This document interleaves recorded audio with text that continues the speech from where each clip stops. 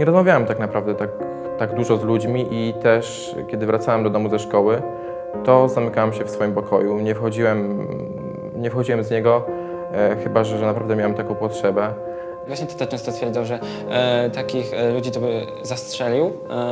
I to było dla mnie takie, no bałem się tego strasznie, bo stwierdziłem, że jak ja się przecież przed nimi przyznam, to co oni wtedy zrobią, tak? Żeby, nie wiem, w przypływie, nie wiem, jakiegoś szoku czy coś nie zrobili czegoś głupiego, czego będą później żałować na całe życie. Żałuję, że nie powiedziałem im tego wprost, tylko listem, no ale nie umiałem z nimi porozmawiać na ten temat, bo próbowałem kilka wieczorów, ale to było tak, że po prostu mama wracała z pracy, czy tata, po prostu chciałem zacząć temat i po prostu coś mnie hamowało w środku i nie mogłem. Powiedziała, że wyrządzam jej krzywdę, że robię coś złego, że ranię jej serce, że ona raz nawet użyła takich słów, które bardzo mnie zabolały. Może one były w przypływie jakichś takich gwałtownych emocji, bo powiedziała, że nie jestem jej synem. Moja mama nie dopuszcza w ogóle do siebie myśli, że mogę być taką osobą. Nie wiem dlaczego. Mówiła, że mi się to zmieni, że jeszcze jestem młoda, że mam jeszcze czas. Wysłałam mamie SMS-a. Myślę, że to dosyć słaby pomysł na autowanie się w ten sposób, ale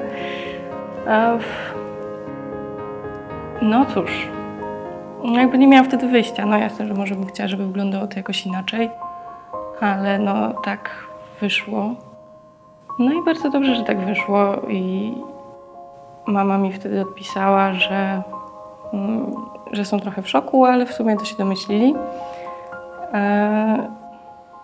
No i to było tyle. Ja się spodziewałam, że jak w końcu się z nimi zobaczę, to czeka mnie jakaś wielka, ważna rozmowa i w sumie ta rozmowa była dla mnie bardziej przerażającą perspektywą niż sam fakt, że się dowiedzą. Reakcja mojego taty zaskoczyła mnie pozytywnie, bo zaakceptował to właściwie od razu i po prostu powiedział, że kocha mnie jak syna, że on to akceptuje, że zawsze będę jego synem, że to jest moje życie i ja o nim decyduję, że jak będę mieć jakieś problemy, to mogę do niego przyjść, wygadać się, on mi pomoże.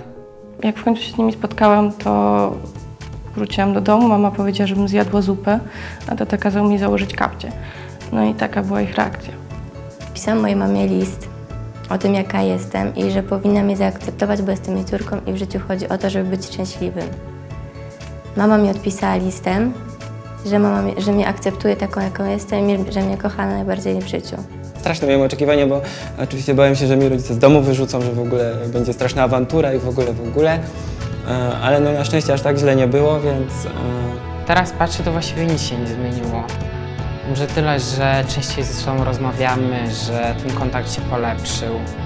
Teraz myślę, że przede wszystkim jesteśmy bliżej, że mogę być z nimi szczera, że jak jadę do mojej dziewczyny, to nie muszę mówić, że jadę do koleżanki, tylko jadę do mojej dziewczyny.